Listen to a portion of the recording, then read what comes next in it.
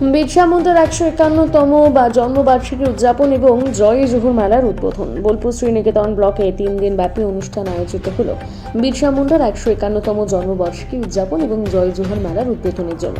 অনুষ্ঠানে উপস্থিত ছিলেন বীরভূম জেলা পরিষদের সভাধিপতি কাজল শেখ, নানুরের বিধায়ক বিধানচন্দ্র মাঝি এবং তৃণমূল নেতৃত্ব। এই অনুষ্ঠানের মাধ্যমে আদিবাসী সম্প্রদায়ের সাংস্কৃতিক ঐতিহ্য এবং সম্প্রদায় ভিত্তিক উন্নয়ন কর্মকাণ্ডকে সামনে আনা হয়।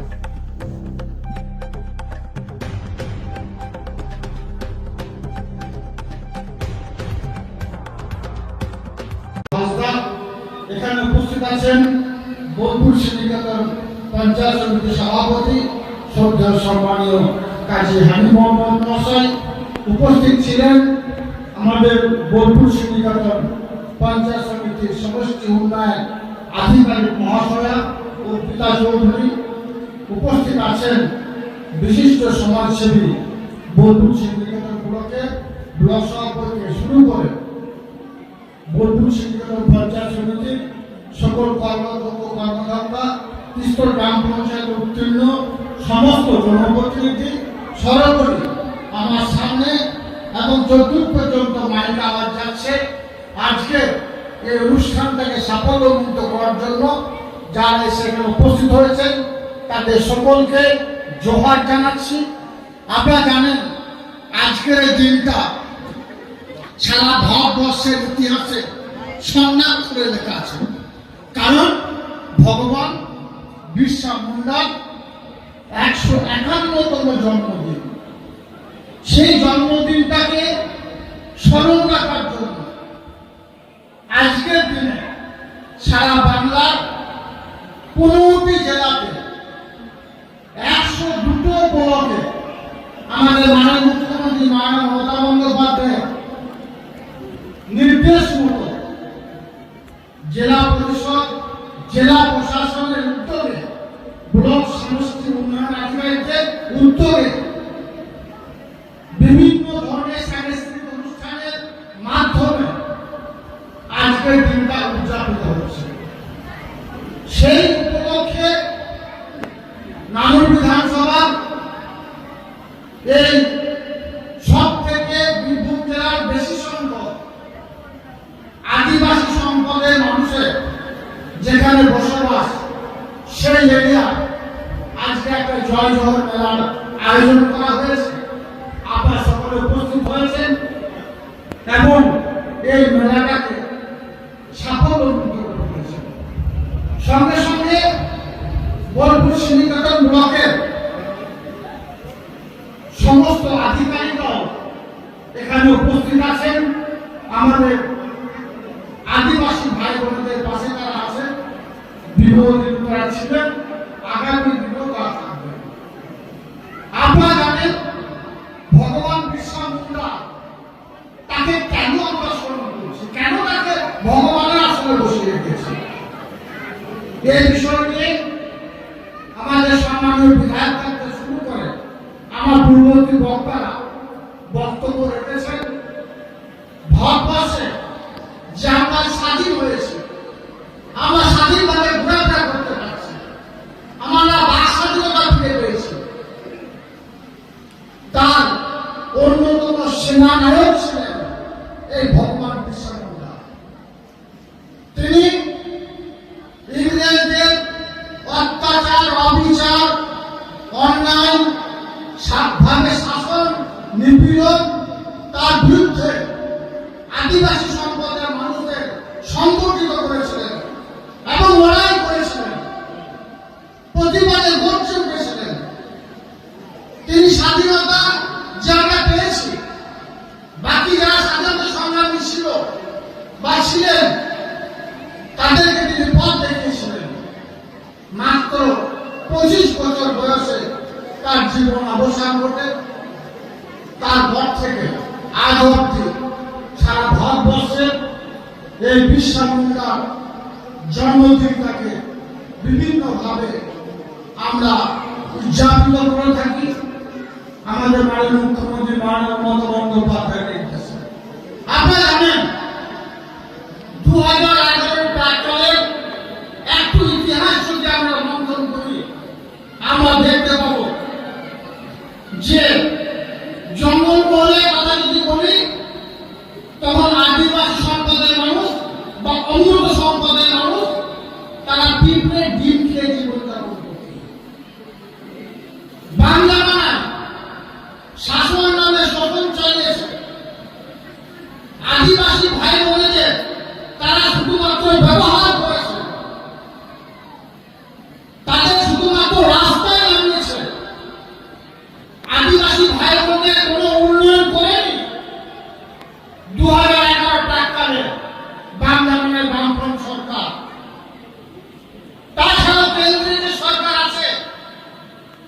বর্তমানে কেন্দ্র সরকার আদিবাসী ভাই বোনদের কথা ভাবেনি, কোন কোন ক্ষেত্রে ভেবেছে।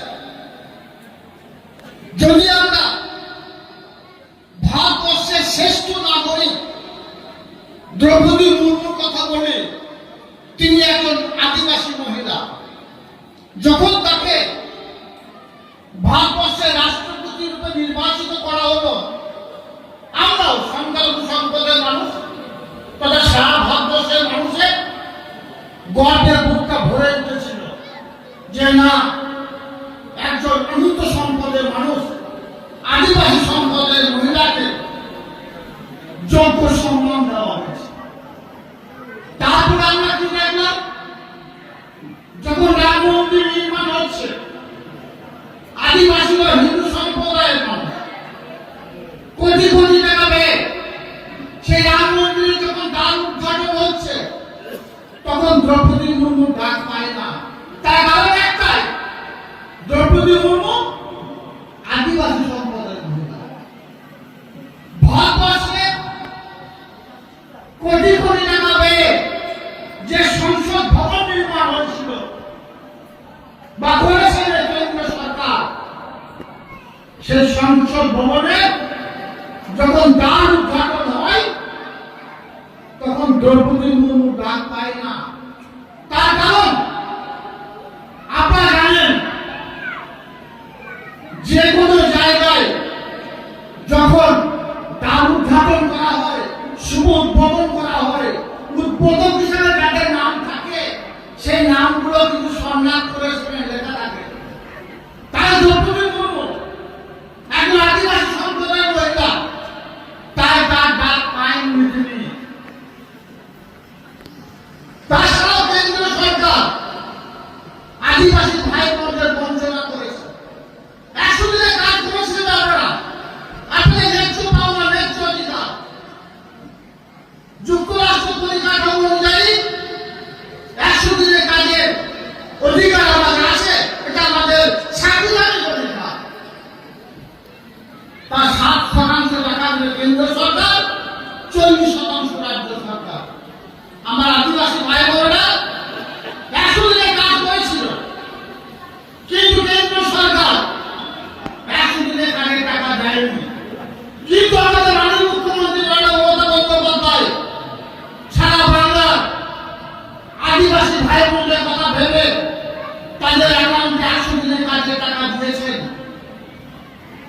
যদি কেন্দ্র সরকার বাংলাকে বঞ্চনা না করত, আদিবাসী ভাই বোনদের বঞ্চনা না করত, তাহলে আমাদের মনে হয় সারা বাংলার বুকে মাটির বাড়ি থাকতো না।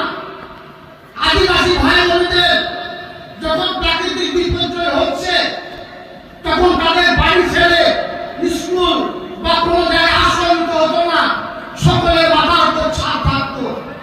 কেন্দ্র সরকার বঞ্চনা করেছে, আদিবাসী ভাই বোনদের মুখের দিকে তাকিয়ে দেখেনি।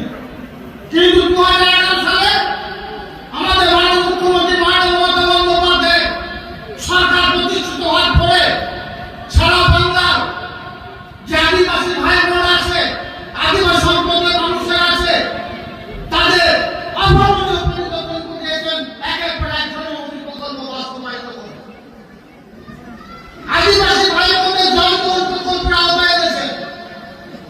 আদিবাসী ভাই বোনদের ঘরে ছেলে মেয়েরা আছে, তাদের স্কুলমুখী করার জন্য তাদের জামা, বই, খাতা থেকে জুতো থেকে শুরু করে বিনামূল্যে প্রদান করেছেন।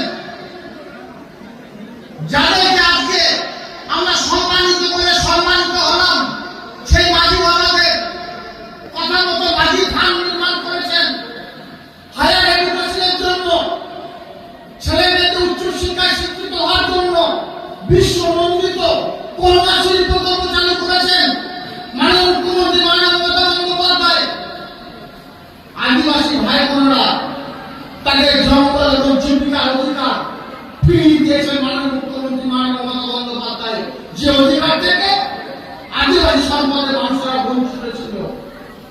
তাই আমার এখানে আদিবাসী সম্প্রদায়ের মানুষ যারা আছেন, আমার বক্তব্যকে দীর্ঘায়িত করবো না, আপনাদেরকে বলবো মাননীয় মুখ্যমন্ত্রী মমতা বন্দ্যোপাধ্যায়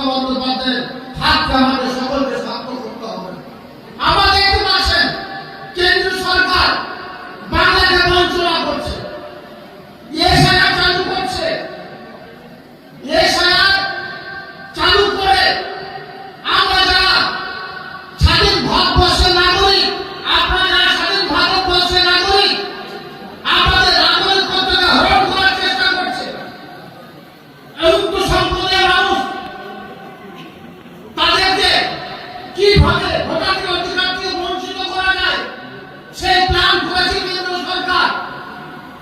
তাই তারা নির্বাচন কমিশনের দ্বারা এসআইআর চালু করেছে।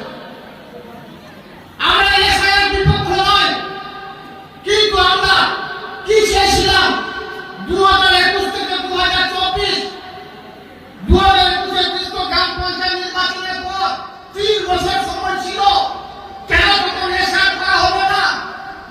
2024 থেকে 2026 24 নির্বাচনের পরে কেন এসআইআর করা হলো না? মাত্র 2 মাসের ব্যবধানে কিভাবে এসআইআর করে সারা বাংলার যে ভোটার আছে তারা নিজেদেরকে প্রমাণ করবে তারা ভোটার কিনা। ভাবুন, যাদের ভোটের দ্বারা কেন্দ্র সরকার নির্বাচিত হয়েছে, প্রধানমন্ত্রী থেকে কেন্দ্রীয় মন্ত্রী হয়েছে, পার্লামেন্টে এখান থেকে অনেক এমপিরা গিয়েছে, আবার আমাদেরকে প্রমাণ করতে হবে আমরা স্বাধীন ভারতবর্ষের নাগরিক কিনা। তাই আমার সামনে যারা আছেন আদিবাসী মা ভাই বোনদের বলবো, এসআইআর যে ফর্মটা আছে প্রত্যেকে ফিল করার চেষ্টা করবেন। বিএলও যারা আছে তারা আমাদের বাড়ি বাড়ি আসছে, তারা ফর্ম দিচ্ছে। আপনাদের এরিয়ার যারা শিক্ষিত সমাজ আছে, আমার যারা ইয়াং নেশন ভাইরা আছে, তাদের আজকে মঞ্চ থেকে অনুরোধ করবো যে আদিবাসী ভাই বোনরা তাদের যেন ভোটাধিকার অধিকার থেকে বঞ্চিত না হয়, আমাদের সাংবিধানিক অধিকার থেকে বঞ্চিত না হয়, তারা যেন তাদের গণতান্ত্রিক অধিকার প্রয়োগ করতে তারা যেন বঞ্চিত না হয়। সকলে সহযোগিতা হাত বাড়িয়ে দেবে, এটা আমাদের মাননীয় মুখ্যমন্ত্রী মাননীয় মমতা বন্দ্যোপাধ্যায় এবং আমাদের সাংসদ অভিষেক বন্দ্যোপাধ্যায় আমাদেরকে নির্দেশ দিয়েছেন।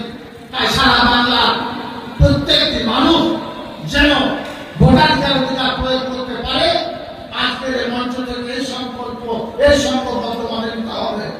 কারণ এই সংকল্প আমাদের নয়, সংবিধানকে বাঁচিয়ে রাখতে হবে, গণতন্ত্রকে বাঁচিয়ে রাখতে হবে। এ লড়াই বিরসা মুন্ডা লড়াই, এ লড়াই ভগবান বিরসা মুন্ডা থেকে শুরু করে সকল স্বাধীনতা সংগ্রামী যারা ছিল, সিধু কানু থেকে শুরু করে সকলে লড়াই লড়েছিল যে আমরা স্বাধীনভাবে বসবাস করব, আমরা আমাদের গণতান্ত্রিক অধিকার প্রয়োগ করব। তাই আদিবাসী ভাই বোনদেরকে দিনের শেষে আরেকবার বলবো, আমাদের মমতাময়ী মা মাননীয় মুখ্যমন্ত্রী মাননীয় মমতা বন্দ্যোপাধ্যায় একের পর এক জনমুখী প্রকল্প আপনাদের জন্য বাস্তবায়িত করেছেন। আমরা পিছিয়ে পড়া সম্প্রদায়, আমাদেরকে এগিয়ে নিয়ে যাওয়ার জন্য শিক্ষা, স্বাস্থ্য, কর্মসংস্থান, সুশাসন, বাসস্থান প্রত্যেকটি ক্ষেত্রে অভাবনীয় পরিবর্তন ঘটিয়েছেন। তাই আমরা সব সময়ের জন্য চেষ্টা করব সেই মাননীয় মুখ্যমন্ত্রী মাননীয় মমতা বন্দ্যোপাধ্যায়ের হাতকে আমরা সকলে মিলিতভাবে সংঘবদ্ধভাবে আলোচনার সাপেক্ষে তাই হাতকে শক্ত করার চেষ্টা করব। আজকের দিনে এটাই হোক আমাদের অঙ্গীকার, এটাই হোক আমাদের সংকল্প। সকলে ভালো থাকুন, সাবধানে থাকুন, এগিয়ে চলুন। বীরভূম জেলা পরিষদ সব সময়ের জন্য আমাদের পাশে ছিল, আছে, আগামী দিনেও